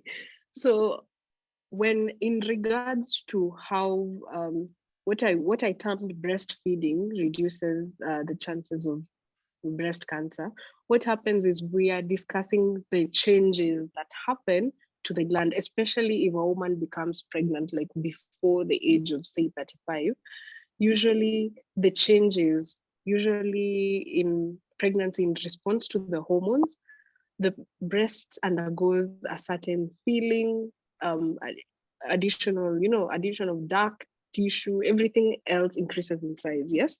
Then after that, one breastfeeds, so there's also changes in the ducts during breastfeeding in response to both prolactin and oxytocin. Then after that, the breast is going to go back to like a state of hibernation after that, once the woman stops breastfeeding. So these changes through the glands and the changes from the pre-pregnant state to the pregnant state and back to the dormant state. That is what has been found to be responsible for the protection. So does the partner sucking it help? We really don't know yet. I don't know if you understand where I'm coming from, because it's more of the changes happening. So stimulating the prolactin and oxytocin receptor, maybe not. Maybe so, maybe not. I don't know. The problem would be how to research this precisely, because you'll find most women who have their partners sucking are usually within marriage sort of setup, and most of them tend to have children after a certain period of time. So these are the women who end up getting the protective effect of breastfeeding. And such research would be it tends to confound the picture. So you're not able to tell whether it is just the sucking or it's the breastfeeding that's resulting in that. You understand? Thank you. Okay. And the next question is from Milton Jerimokwe. Okay. And if a man normally sucks a breast that have cancer, but you don't know that the lady has cancer, can the man have any disease by frequently sucking of breast that have cancer without the notice of? And if so, I want to know if there is any disease transferred from the breast to the mouth of the man. No, it can't be transferred. It's not like an infection that can be transferred from person to person, because the development of cancer takes certain changes in the gene. You remember I mentioned there's a interplay between the gene and the environment. So those changes take some time, and are individual. That's why even treatment nowadays, we're going to biologic, which is specific to a person. So it can't be transmitted from person to person. Okay. Thank you. And another question from Kumbalansana. He wants to know if breast cancer is genetic. Yes, Kumba. There's an aspect of genetic interplay. Yes, that is correct.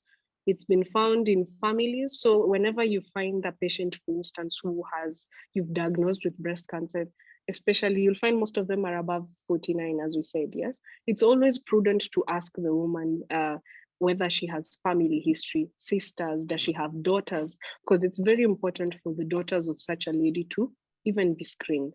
So usually it's very important. It's very important. There's a genetic aspect to it, yes.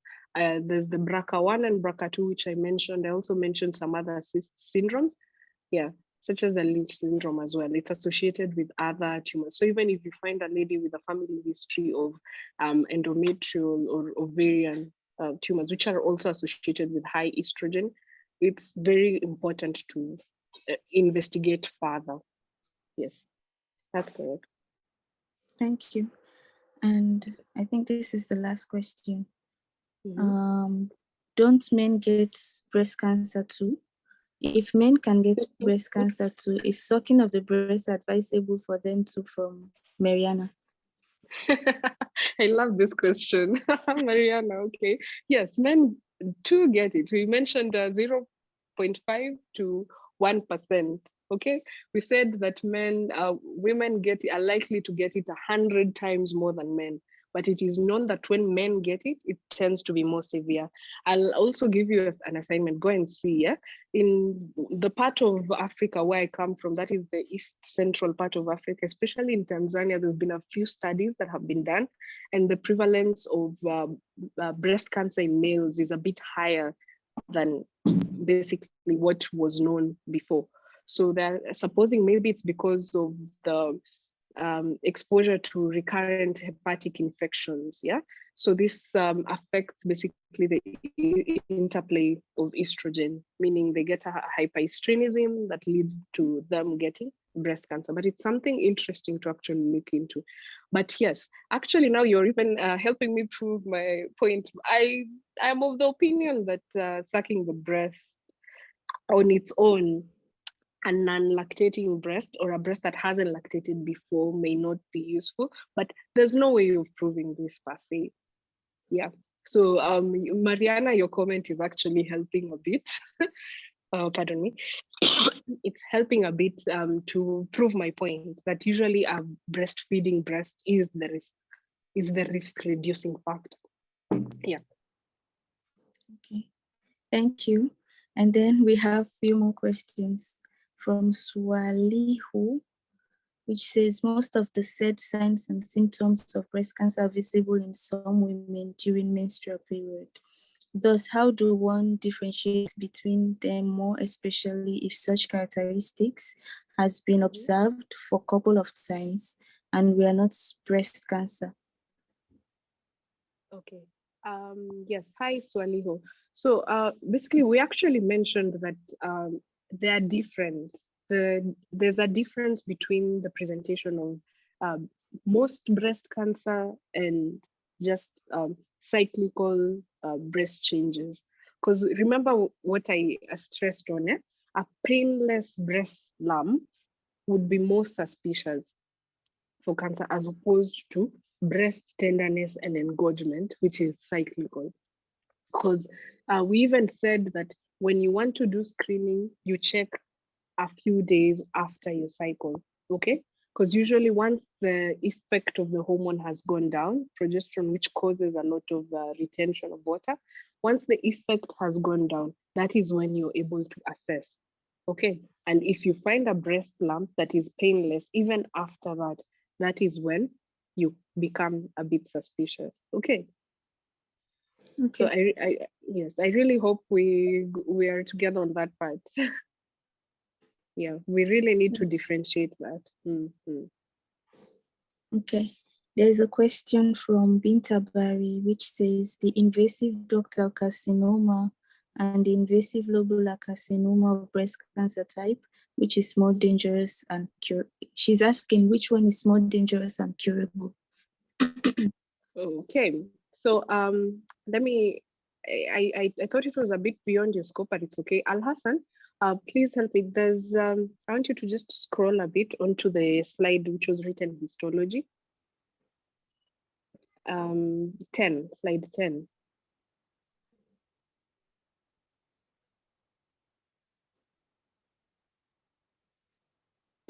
Yes. So you can zoom in a bit. I don't know. I'd like to read no, much up there. No, up. You can see the pre-invasive part, ductal carcinoma. I don't know if you can see it on your end. Yes. So you're seeing ductal carcinoma in situ usually spreads. There's an illustration on the left that shows what the duct is and the lobule, the differences, you can see it there. So ductal carcinoma spreads through the ducts, you're seeing, and can progress to invasive cancer. Usually it's unilateral, whereas lobular does not distort and usually can be bilateral, you're seeing. So it's usually a risk factor rather than precursor. I don't know. I don't know if that is helping. Even on the next slide, you can see ductal carcinoma develops metastases via lymph and blood. I don't know if you can see. I really thought it was a bit beyond your scope, but when you do get time, especially the 6th years, you might need to know the differences between the luminal A, B, and the HER2.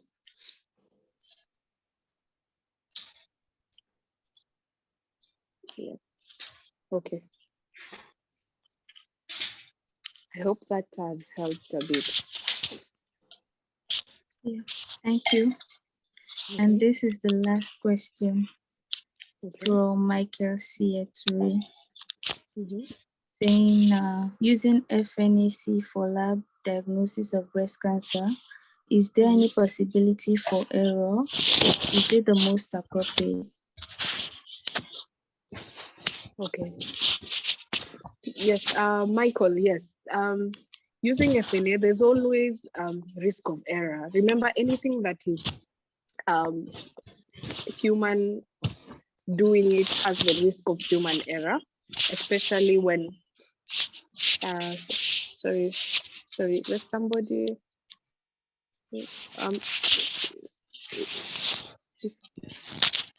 I think somebody's microphone is on. Can you please turn it off?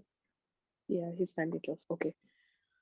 So yes, sorry, I was saying yes. Anything that is done by a human, there's always the risk of course, there's always the risk of error.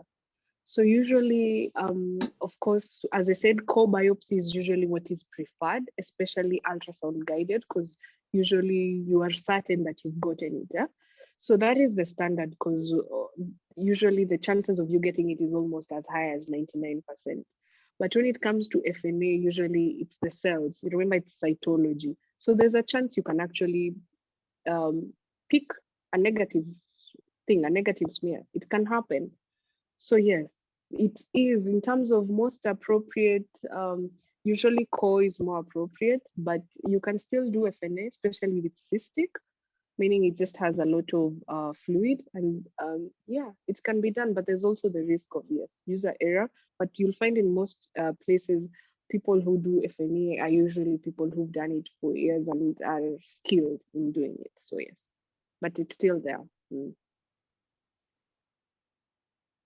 Okay, thank you so much, ma'am, for such an educative session.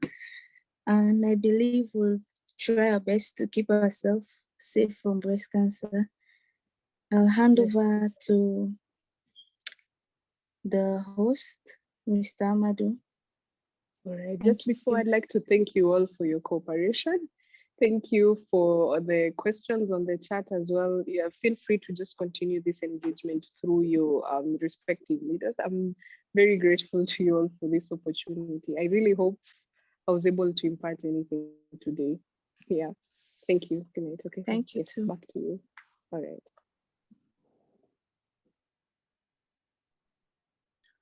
Thank you very much, Dr. Agnes Kirongo, for such a wonderful and educative presentation.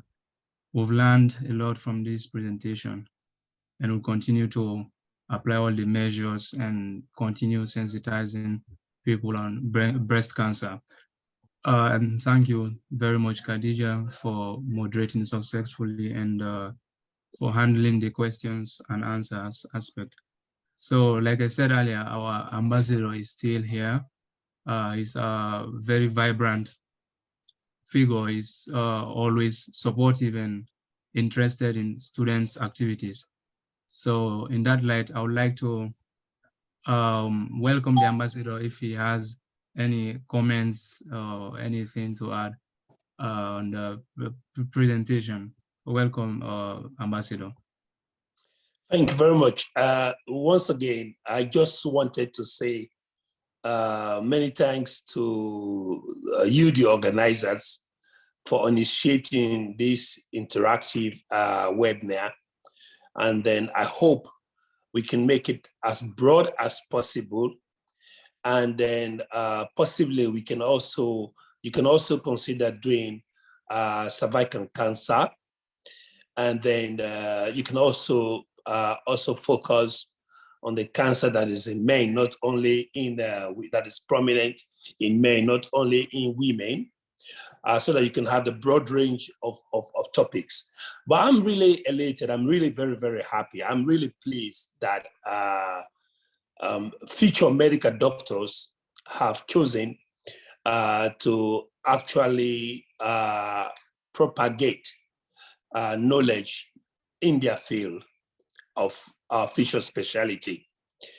But above all, I would like to doff my heart to Dr. Agnes Kirongo for a brilliant presentation. We owe you a lot, Dr. Kirongo. And then I want to use the opportunity on behalf of myself, the embassy and the government of Sierra Leone and all the students to say many, many thanks to yourself. And also extend our heartfelt condolences to your colleague who was unable to appear today.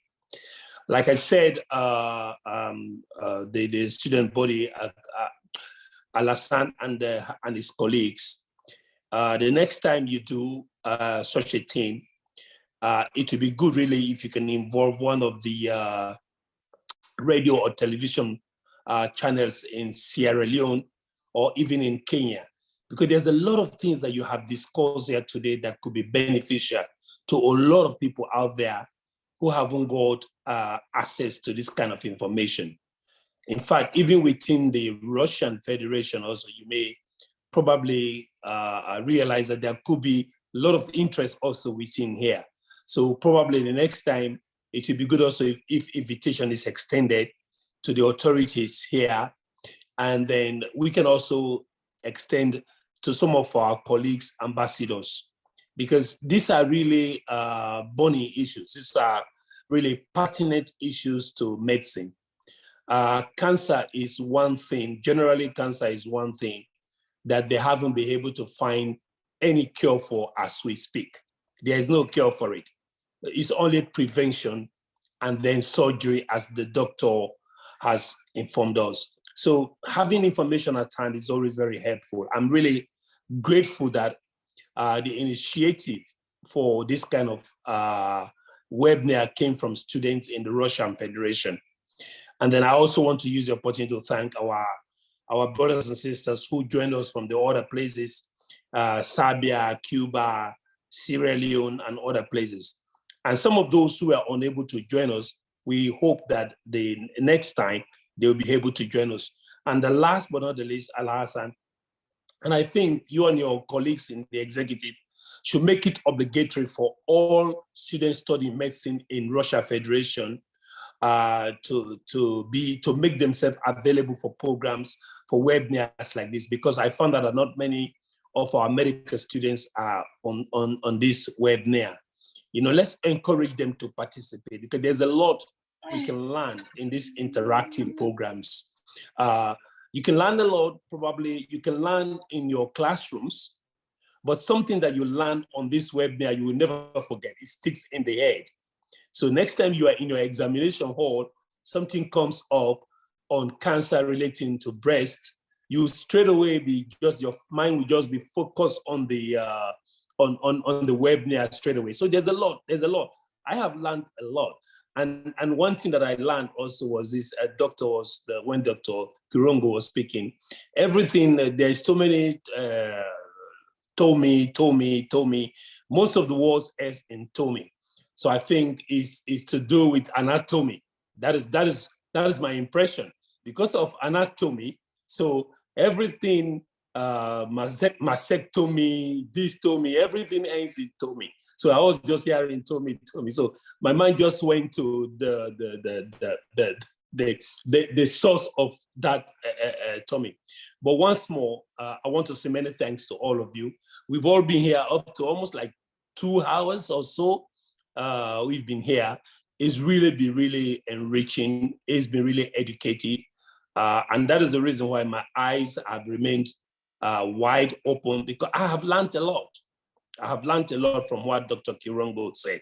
And Dr. Kirongo, what I wanted to also conclude here is Sierra Leone and Kenya has a very good relationship, a long-term relationship, both at the governmental level and the student level. We have a lot of students who go to Kenya to study.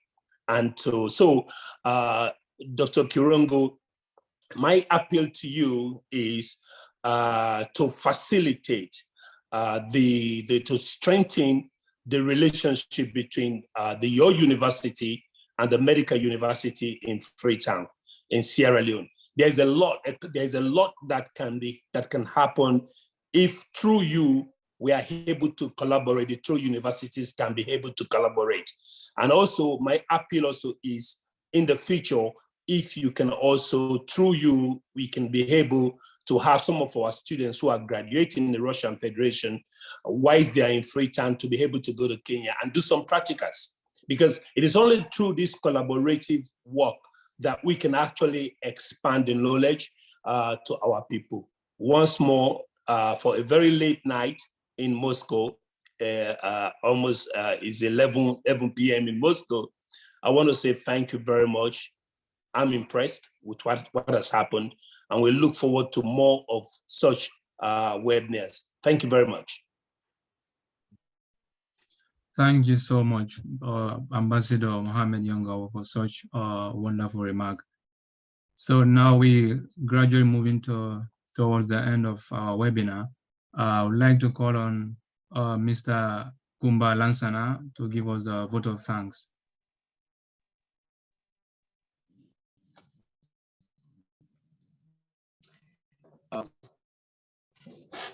Peace of God.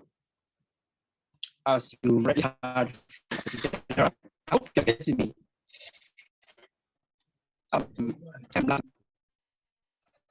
Not clearly, Mr. Kumba, we are not getting you clearly.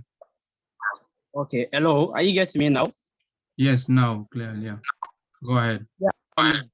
I'm Kumba Lansana, student at Leoen University, faculty. Good evening to one and all present here, and most especially our honorable guest, His Excellency Ambassador Mohamed Yongawo, our honorable guest speaker, Dr. Agnes Kirongo, and all respected invitees from SLEMSA, from SCORA, NUSS-Russian, and all students' body representatives from Morocco, Serbia, Pakistan, Cuba, India, Algeria, and all participants. It's such an honor for me to get the opportunity to thank you all, dignitaries.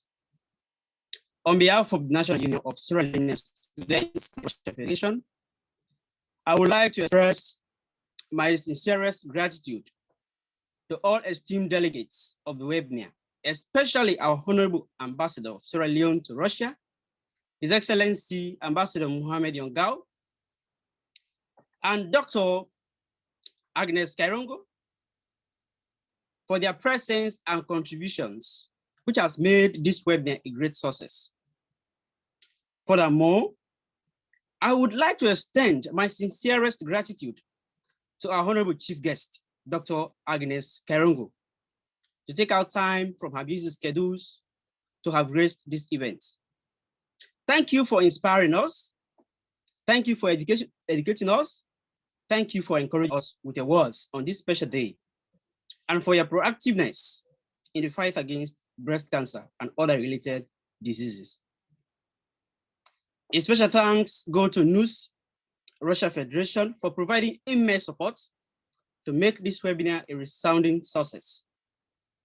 I must thank the organizing team and volunteers for working hard for the past few days or weeks to have made this webinar a resounding success. Finally, but not the least, I would like to extend my profound gratitude to all participants for their active participation. Thank you all. May God bless us all, and may God continue this peace and love among us. Thank you. Once again, I am Lansana Kumba, student at People's Friendship University of Russia, preparatory faculty. Thank you very much, Mr. Kumba Lansana, for such a wonderful vote of thanks. So, distinguished ladies and gentlemen, this is how we've come to the end of our webinar. I would first of all like to thank you all for joining us in showing solidarity and raising awareness on breast cancer. Raising awareness about this crucial issue requires dedication, commitment, and passion. Your participation in this call to action to join NUSS-RF in raising global awareness of breast cancer this October is crucial to the cause. You choose to take action this month. Know that your efforts will be making a difference in the lives of many. We must continue to spread awareness of breast cancer during Pink October and after, and we must take action now. We look forward to working with all of you as we do our part to raise global awareness of breast cancer. Thank you all and stay safe.